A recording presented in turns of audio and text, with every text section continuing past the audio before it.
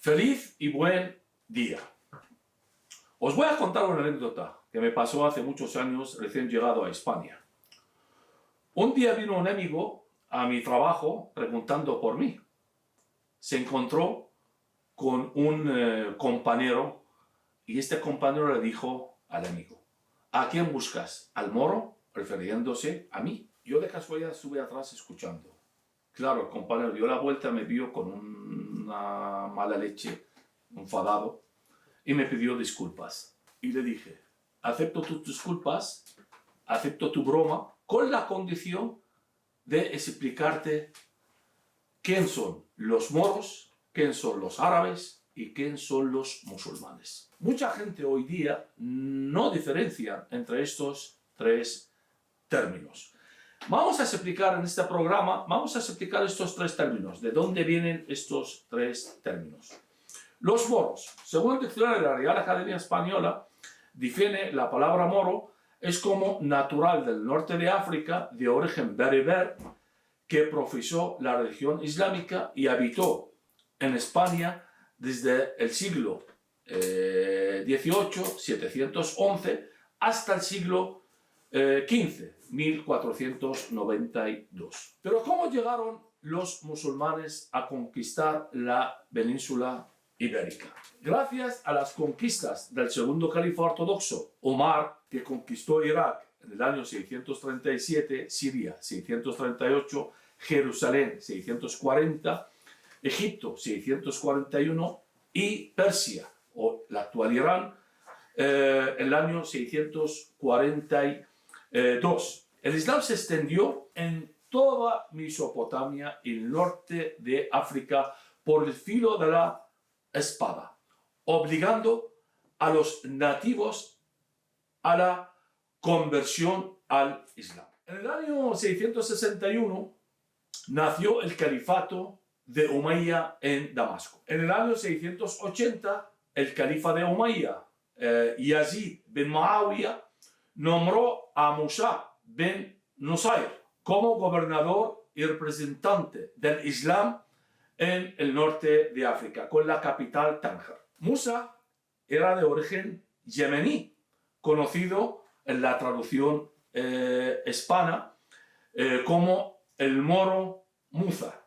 En el año 700, Musa, o el moro Musa, nombró al guerrero de origen bereber Tarek bin Ziyad como dirigente y capital general sobre su ejército islámico en el norte de África. El 30 de abril del año 711, con el permiso del moro Musa, Tarek condujo un ejército de guerreros mercenarios de origen bereber y cruzó el estrecho y desembarcó en Gibraltar. La palabra Gibraltar o el nombre de Gibraltar es un término, viene del árabe, Jabal Tarek, la montaña de Tarek. Más tarde, Tarek, aprovechando las disputas internas por el trono entre Águila II y el rey visigodo Rodrigo, y con la ayuda del gobernador de Ceuta, Don Julián, el traidor según la traducción hispana, y héroe según la traducción árabe musulmana, que facilitó la entrada de Tarek a la península ibérica y venció el ejército visigodo en la batalla de Guadalete, donde murió el rey Rodrigo el 19 de julio del año 711. En el año 712, Musa, acompañado por su hijo Abdel Aziz, con un ejército de casi 20.000 hombres legionarios y con la ayuda de Tarek, conquistaron el resto del territorio visigodo. En el año 714, Musa y Tarek fueron llamados a Damasco por el califa Walid bin Abdelmalek y juzgados por los crímenes cometidos durante la invasión a la península ibérica. Y finalmente fueron los dos asesinados en el año 720. En el año 750 el imperio abbasí acabó con el califato de Umayya en Damasco y formó su propio califato en Bagdad. El último califa de Umayya fue Abd-ar-Rahman bin Muawiyah, nacido en Damasco en el año 731. Su madre era bereber, lo que le sirvió para escapar al norte de África y refugiarse en la tribu de su madre después de la caída del imperio de Umayya a manos de los abbasíes en el año 750. En el año 756, Abd-ar-Rahman llegó a Córdoba para formar el Emirato de Umayya en Córdoba, con la independencia política y económica del imperio abbasí musulmán. Abd-ar-Rahman gobernó 33 años y murió en Córdoba en el año 789. Abd-ar-Rahman fue conocido como Al-Dajjal, también como Abd-ar-Rahman I y el halcón de Al-Ándalus, que no se sabe con certeza de dónde viene la palabra Al-Ándalus, pero según fuentes árabes, el Ándalus proviene de vándalos o la tierra de los vándalos, o también según la lengua de los bereber, el tamazic, dicen que viene de tierra fértil o tierra cultiva. En el año 929, Abd-ar-Rahman III declaró el califato de Umayya en Córdoba, poniendo así fin al Emirato de Córdoba, el Emirato de Umayya en Córdoba. Hisham bin Muhammad, conocido como Hisham III, que gobernó solamente 4 años entre los años 1027 y 1031 y murió en el año 1037. Fue el último califa y responsable de la quiebra del califato de Umayya en Córdoba y el comienzo del periodo de los reinos de taifas. Quienes hablan del Ándalus como un ejemplo de la tolerancia, de la convivencia entre las 3 culturas o 3 religiones, judaísmo, cristianismo e islam, están equivocados o están manipulando la historia porque no conocen el islam y su objetivo. Desde el comienzo de la conquista del islam al Ándalus, los musulmanes fundaron un régimen tirano para humillar a los nativos judíos y cristianos en la península ibérica.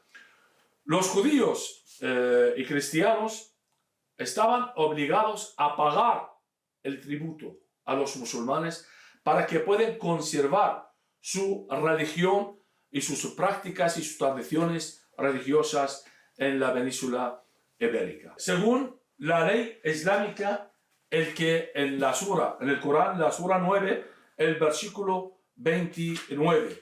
Lo hemos leído en nuestro programa anterior. Y dice textualmente: combatid contra quienes, habiendo recibido la escritura, los judíos y cristianos, no creen en Dios ni en el último día, ni prohíben lo que Dios y sus enviados han prohibido, ni practican la religión verdadera que es el Islam, hasta que humillados paguen el tributo. Y así hacían los musulmanes con los judíos y los cristianos en la península arábica. Un judío o un cristiano no podía montar a caballo en presencia de un musulmán. Tampoco podía llevar una arma. Un judío o un cristiano no podía casarse con una musulmana si no se convierte al Islam. Al contrario, sí, un musulmán podía casarse con una cristiana, obligada. La casa de un judío o un cristiano no podía estar más alto de una casa de un musulmán. Tenían que tirar el que sobra de la casa de un judío y de un cristiano para estar al nivel de la casa de un musulmán o menos también. Los musulmanes invasores al-Ándalus violaban a las mujeres judías y cristianas y las obligaban a casarse con ellos y luego a convertirse al Islam. La persecución, los malos tratos y la tiranía del régimen islámico en el Ándalus durante siglos obligó a muchos judíos y cristianos a convertirse al Islam o a la emigración. Y si no, pues leer o investigar o preguntar las memorias de San Eulegio de Córdoba, que era uno de los cristianos que vivía bajo el yugo de la tiranía musulmana en Al-Ándalus, en Córdoba en especial, entre los años 800 y 859. San Eulegio fue conocido a partir del a partir del año 848 por protestar, escribir, condenar y desvelar las persecuciones, los crímenes de los musulmanes contra los cristianos, sobre todo las violaciones de las mujeres cristianas a manos de los musulmanes. Y el mismo San Eulegio salvó la vida de muchos cristianos y judíos y le acogió en su casa, en su parroquia donde estaba. Finalmente fue condenado a muerte y murió decapitado junto con Santa Lucrecia en el 11 de marzo del año 859. Este fue el asunto de los musulmanes en Al-Ándalus. Y hay muchísimos escritores hoy día cuando hablan de la convivencia, del diálogo, del buen rollo que llevaban los judíos, cristianos y musulmanes en Al-Ándalus cuando estaban los musulmanes gobernando Al-Ándalus. En el año 1492 los reyes católicos expulsaron a los musulmanes de la península ibérica después de casi 7 siglos de invasión. Los españoles, todos nosotros, debemos de dar gracias a los reyes católicos, a la cabeza, la Isabel la Católica, por este hecho. Si no, todos los varones cristianos hoy día debemos de hacer 5 flexiones al día y las mujeres obligadas a llevar el velo o el burka.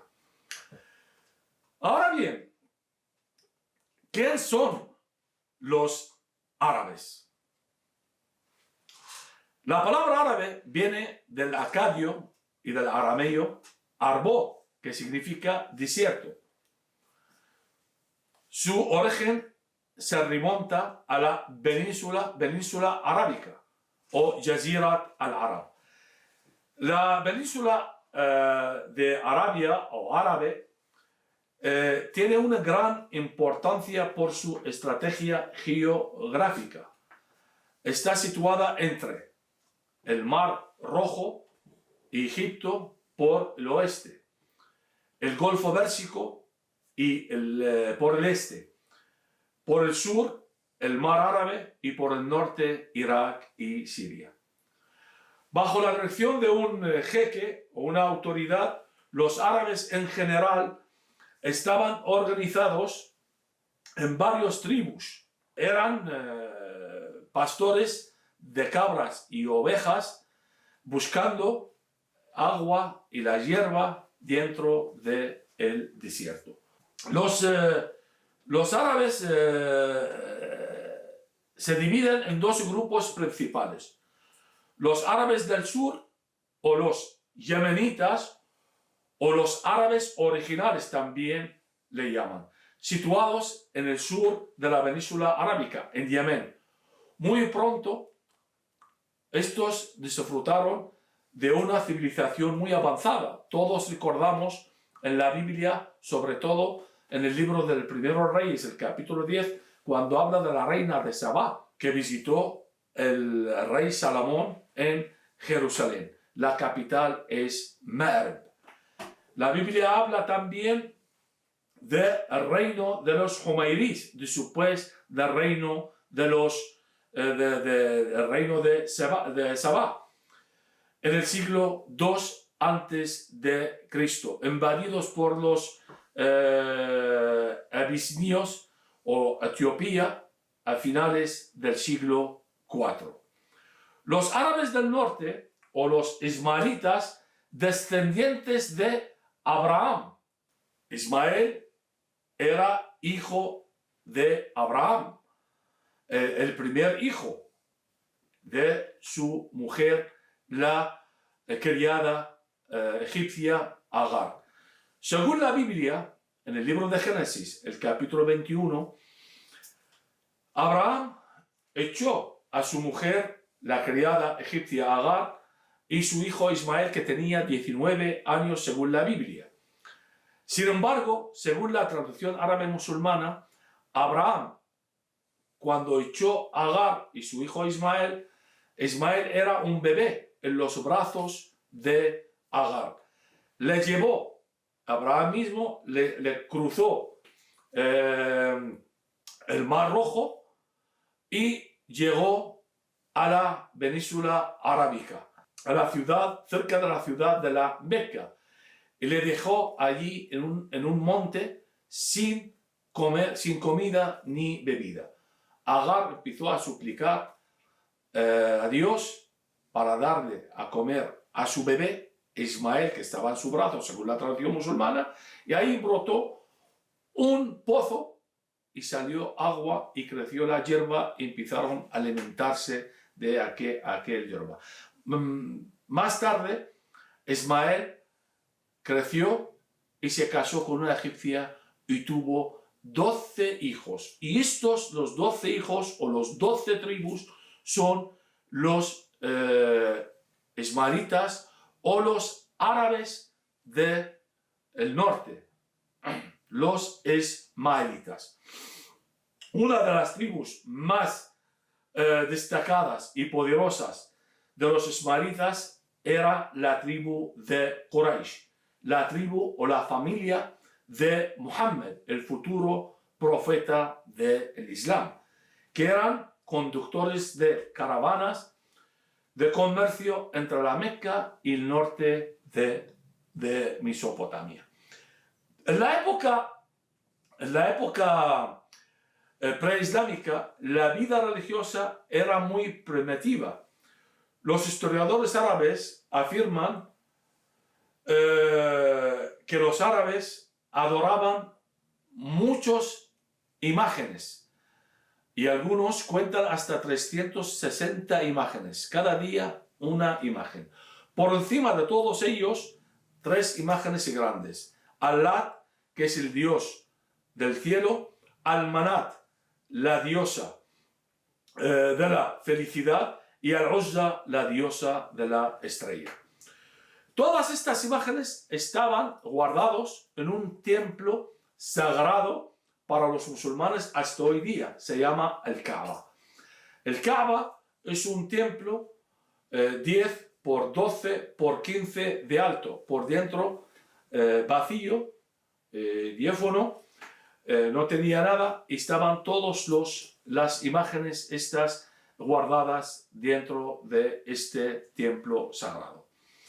Según las traducciones árabes musulmanes, este templo fue construido por el primer hombre en la historia humana, Adán, y reconstruido por Abraham y su hijo Ismael. Y luego más tarde también por el profeta Muhammad, utilizando una piedra negra. La vida moral era poco conocida, pero los historiadores afirman que beber alcohol, el jugar por dinero, el baile, las prácticas sexuales y la homosexualidad eran prácticas muy conocidas ahí y muy permitidas, y una costumbre unas costumbres aceptadas en la época preislámica. Además, la vida era muy dura. Solamente los hombres fuertes podían existir esta vida del desierto. La costumbre en aquel tiempo era en árabe al-kar o al-far, que significa que las tribus más fuertes que había ahí conquistaban las tribus más débiles y mataban a los hombres y llevaban el botín y las mujeres y los niños como esclavos para las tribus más fuertes. Además también los hombres en aquel tiempo tenían la costumbre de casarse con muchas mujeres, las cantidades que quería de las mujeres. Cuando se aburrían de ellas, pues le echaban la calle sin ninguna compensación económica. Y estas mujeres se convertían o a esclavas o a prostitutas. Los árabes en la península arábica preislámica conocían el judaísmo y el cristianismo, sobre todo los nestorianos. Y Mohammed estudió a manos de los nestorianos. Es lo que vamos a explicar en nuestro próximo programa. Porque vivían entre ellos, en tribus también, con los árabes en la península arábica. La gran mayoría de los cristianos, el que vivían en la península arábica, eran nestorianos, que no creían en Jesús como el Mesías o como Dios, creían en Jesús como un profeta más. Los musulmanes, todo aquel que profesa el Islam y la religión musulmana es musulmán. Hoy día hay casi 1.600 millones de musulmanes en el mundo. Pero solo el 20% son árabes. Los países con mayoría población musulmana son Indonesia, casi 2 millones de musulmanes, Pakistán, India, Bangladesh, Afganistán, Irán, Turquía. Todos estos países son de mayoría musulmana, pero no son árabes. Por eso hay una confusión, porque todo el mundo habla de los árabes como todos son musulmanes.